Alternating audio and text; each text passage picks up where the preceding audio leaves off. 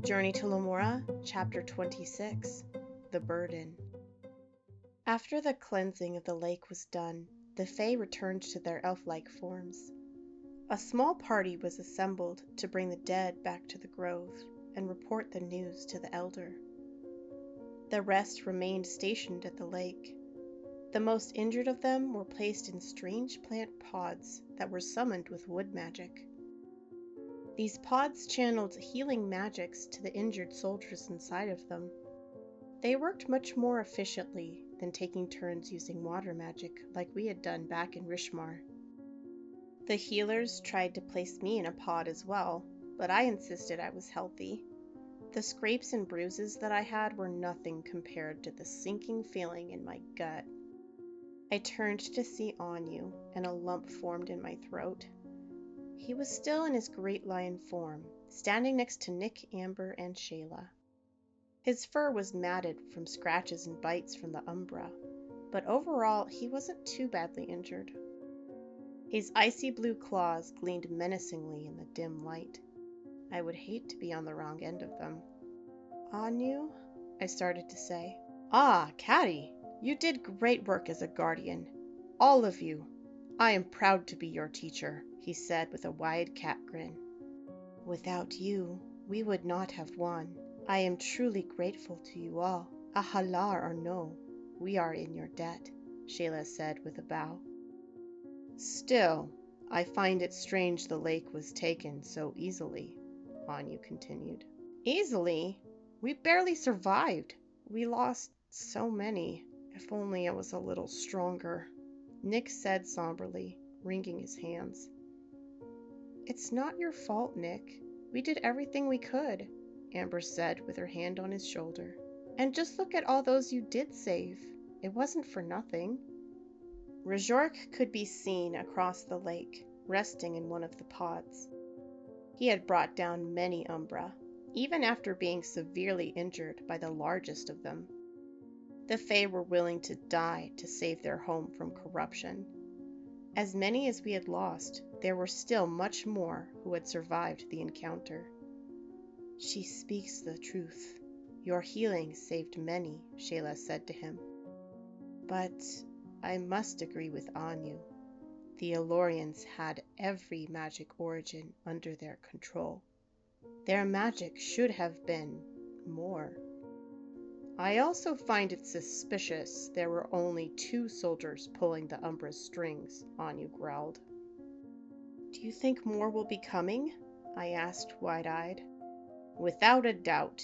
The Fayelarian prince fled in time to send word. They will not surrender power so easily. The only question is when. We will remain camped here at the lake until the threat is gone. It's my fault.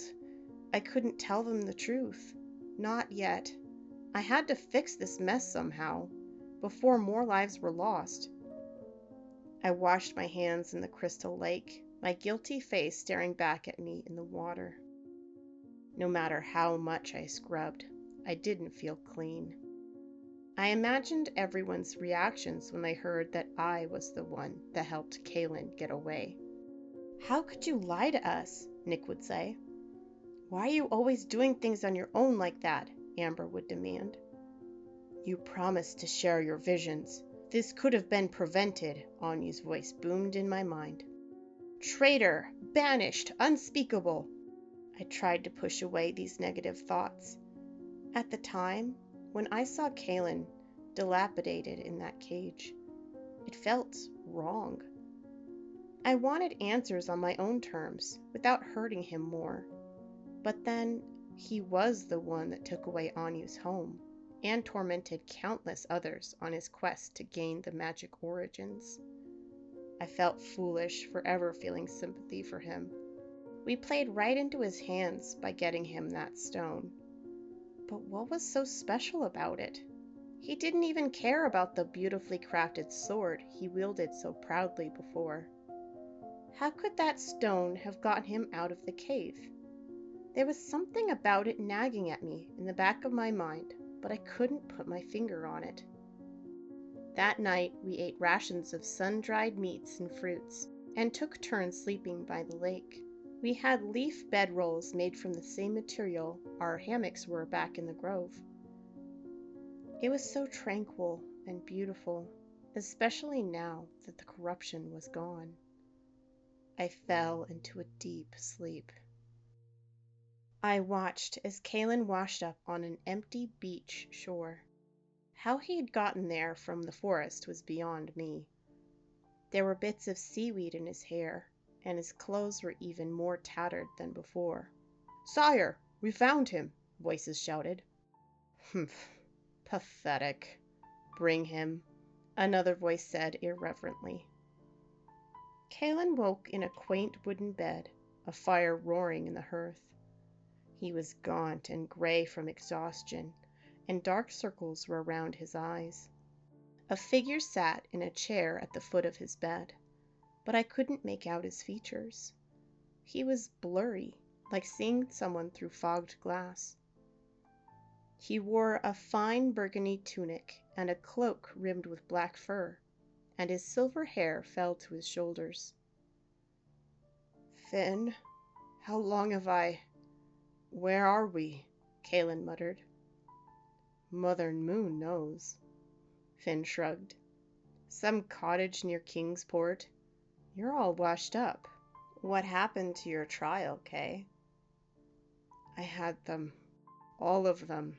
I completed my trial, but..." he stammered. "You failed.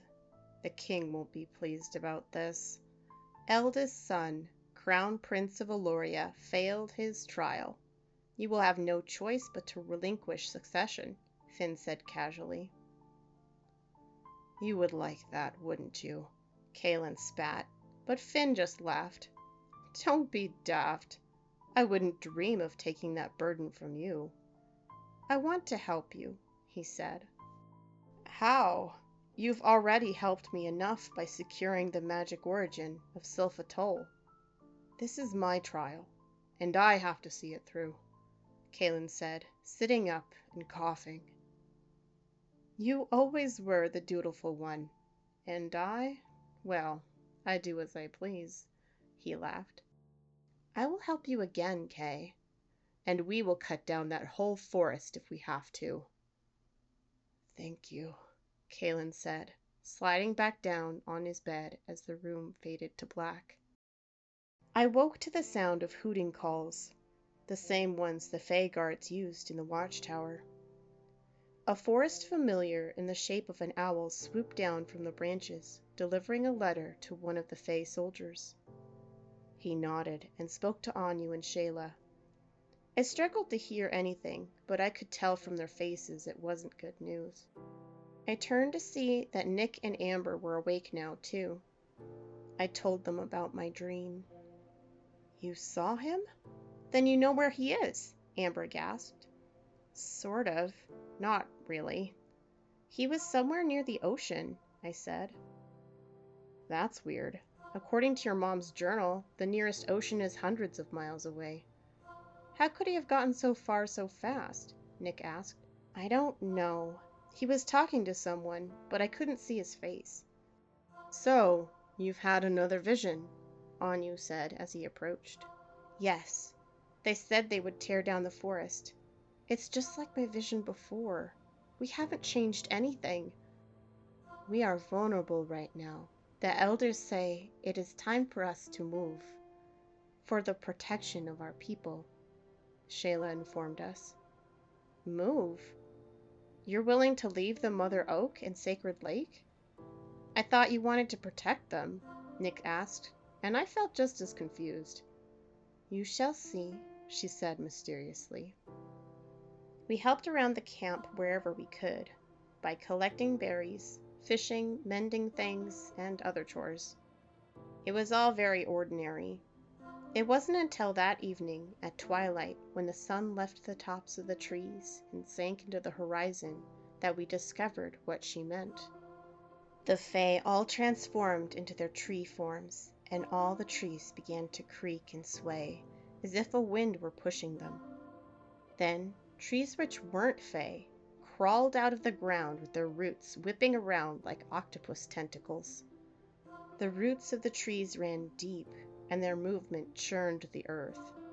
The ground beneath our feet shifted like an earthquake, and I stumbled into Nick. He caught me by the shoulders. "Are you okay?" he shouted over the rumbling of earth and crackling of branches. "Yeah, thanks," I called back.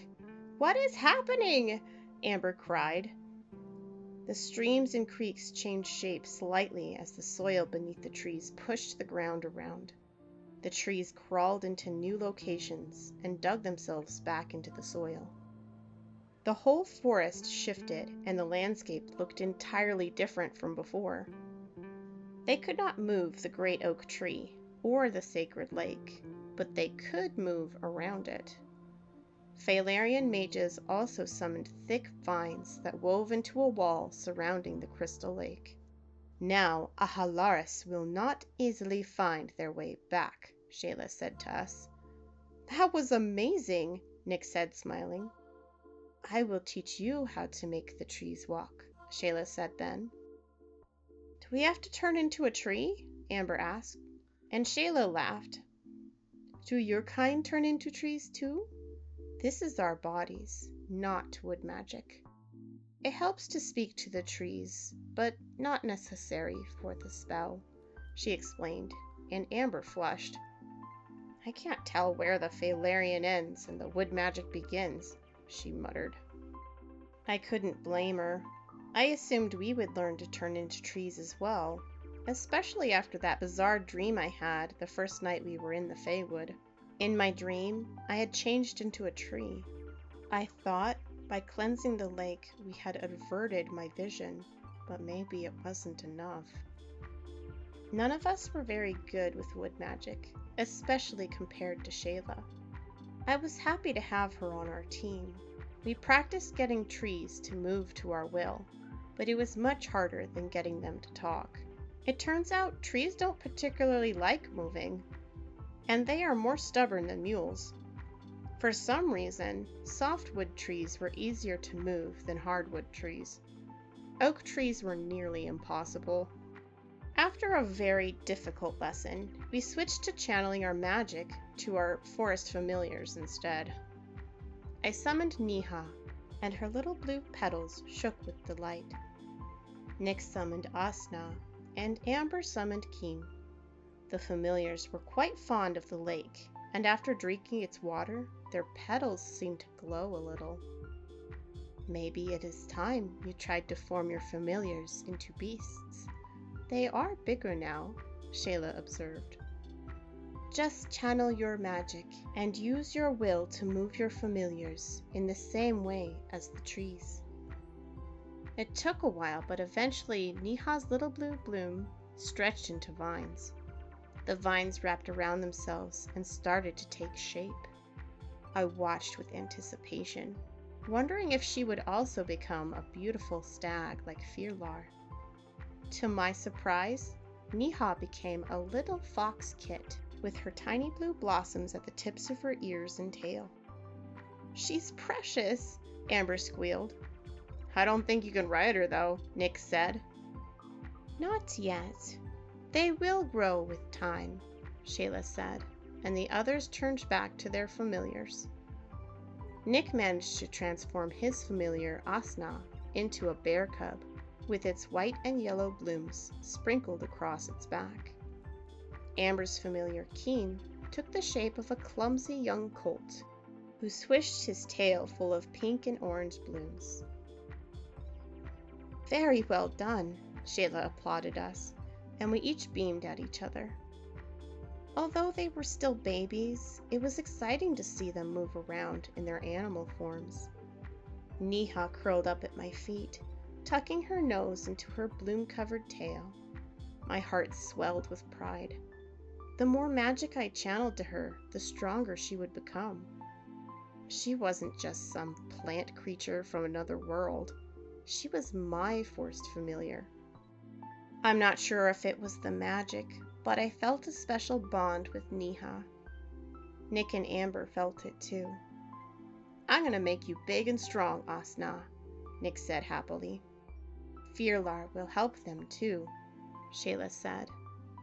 I marveled at the Fayelarians.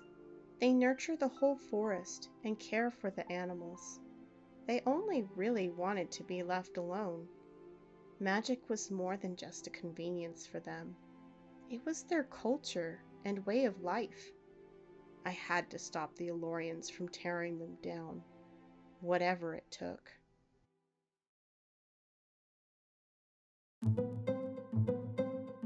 Hi everyone, it's Ella. Thanks so much for watching the latest episode of Journey to Lemora. If you like what you saw, please subscribe, like, and share the video. It really helps.